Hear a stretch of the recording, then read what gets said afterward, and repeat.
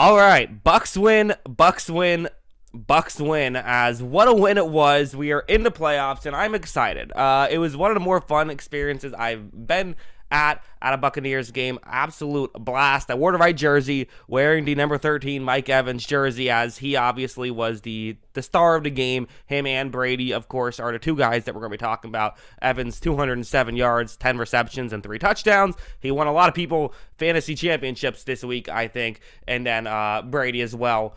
432 yards on 45 attempts, nearly 10 yards per attempt on 45 attempts, which is an absurd ratio. 3 touchdowns, no turnovers for him. The only turnover Tampa Bay had was the Chris Godwin fumble, and that was kind of one of the biggest difference makers in this game was winning the turnover battle 3-1. That's obviously going to help. And Darnold, I thought, played well in this game outside of his turnovers, but those turnovers were a big difference. So plenty to talk about.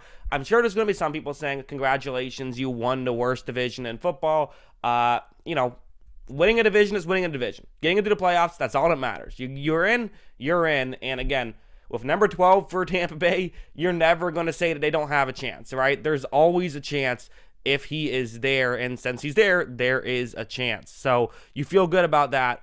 Just in the sense of anything can happen, and it was an electric atmosphere. It felt like a playoff game. It basically was a playoff game. I mean, if they lost, the chances of them making the playoffs were very small, and the fact that they were able to pull out the victory is good. So several takeaways here. I mean, first off, I think one thing we have to say before anything else, got to give credit to Jake Camarda. I mean, Jake Camarda with the play of the game, which it got called back due to a penalty, but they could have declined a penalty had he's gotten tackled when there was a botch snap. He picks the ball up, is able to scramble out, still punt the ball down the field. If he doesn't do that, again, do the Panthers win? I don't know. But what if he doesn't pick it up at all? What if the Panthers are able to scoop and score or something? The fact that he was able to still get a punt off, which meant the Panthers had to accept the penalty, and you were able to do it again, and he had a good punt after that as well to get them at the 8-yard line. That was absolutely huge for Tampa Bay, as it felt like it was over. All of a sudden, Carolina got a little bit into it.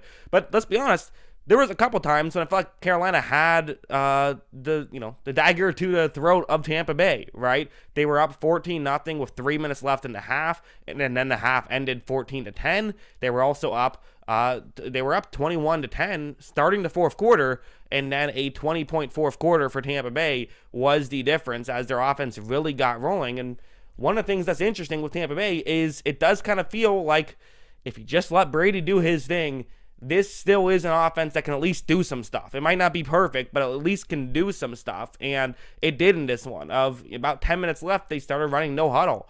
And it worked. I mean, they were able to get a sustained drive there. They had a couple sustained drives. There was one that led to a blocked field goal. They had a couple that were okay, but obviously the biggest way this offense was able to get going was the deep shot to Mike Evans. And I don't know how much you could tell on the broadcast footage. The first 2 were against quarters coverage. So there is a safety deep, but kind of, right? The safety isn't always covering the guy on the outside, so you can sometimes get some one-on-one matchups that way. And that's what happened, is the first 2 times Evans was able to get those one-on-one matchups.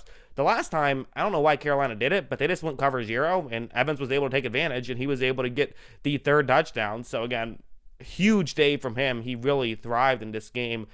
Chris Godwin also, I don't know if, again, I'm at the game. It's a little bit of a different experience. To me, I was shocked when I looked up at the screen and saw he had 120 yards. Not that I thought he was playing poorly or anything, but I didn't realize he had that many. So those 2 guys getting rolling and Brady getting rolling is definitely crucial, because one of the things we talked about with Tom Brady is, listen, Tom Brady, he's awesome. We all know Tom Brady's awesome. No one's going to argue the awesomeness of Tom Brady.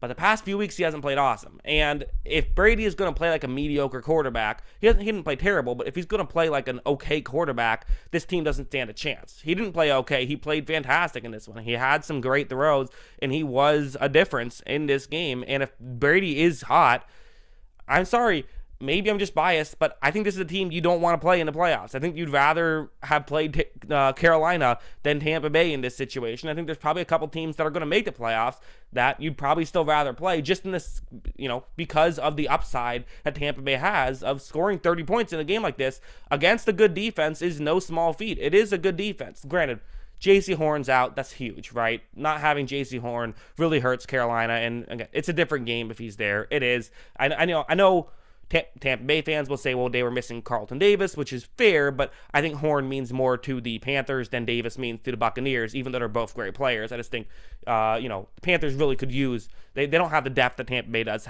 at that position, I would think. So, great stuff there. Running game is still an issue. There's no getting around it. Running game is still an issue. Rachaad White had 11 carries for 22 yards. Leonard Fournette, 10 carries for 28 yards. I mean, when you can't even get 3 yards per carry, it's tough. It's an issue. And one of the things that's kind of interesting is we saw Brady run some quarterback sneaks in this game. And I think that that's probably something they're going to have to start doing more, is let Brady be the guy who can help them get these short yardage situations, because they struggle on 3rd down and 1, on 4th down and 1. But they have the GOAT at quarterback sneaks and at football, but also at quarterback sneaks. So why not let him be the guy who can potentially, help you out in that area with his legs, which is not something you typically say with Brady, but his quarterback sneaks are fantastic. Using that could definitely be, be an aspect of this. You got to give credit to Carolina. I'm not going to sit here, I was kind of disrespecting Carolina all season, but you know what? Their defense was very good, and without JC Horn, if they had JC Horn, it might be a different game. DJ Moore, one of the better offensive pass interference penalties you'll ever see late in the game to keep them alive. That was a smart play by him. He had a great game in this one. He was borderline uncoverable at times, and I thought Darnold played well outside of the turnovers, which, again, can't turn the ball over, though. That's the thing. Tampa Bay, they sold out to stop the run. That's what they were doing. That was their game plan. They weren't going to let Carolina beat them through the ground, and Carolina didn't beat them through the ground. They did beat them through the air at times, but it wasn't quite enough to get the victory. And so, again, question Todd Bowles all you want. His game plan defensively did work in this one. His defensive game plans have typically worked. So for the most part, it's been the offense that's been the bigger issue here, and hopefully it's becoming less of an issue. That's just what you have to hope for. Hopefully it's becoming less of an issue, and in this game, it was a very competitive game. It was very good. I don't think that you can sit here and disrespect Carolina after what they performed, but the reality is this is a team in Tampa Bay that you feel pretty good about yourself. And listen, again, the expectations were Super Bowl for Tampa Bay. Kyle and I on the podcast both picked the Buccaneers to win the Super Bowl this year. Those were the expectations. But you know what? It doesn't matter. Expectations don't matter. Anything said doesn't matter. All that matters is where you're at right now. And as frustrating as the season has been at times, at least you got this win. At least you're in the tournament where anything can happen, and it'll be Dallas or Philadelphia. I mean, that's still an interesting situation, as it could be either one of those two teams.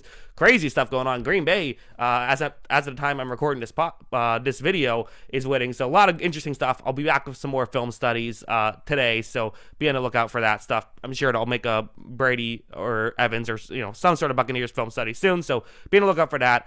Again, let me know what you thought in the comments below. Always love hearing from you. And of course, as always, thanks for watching.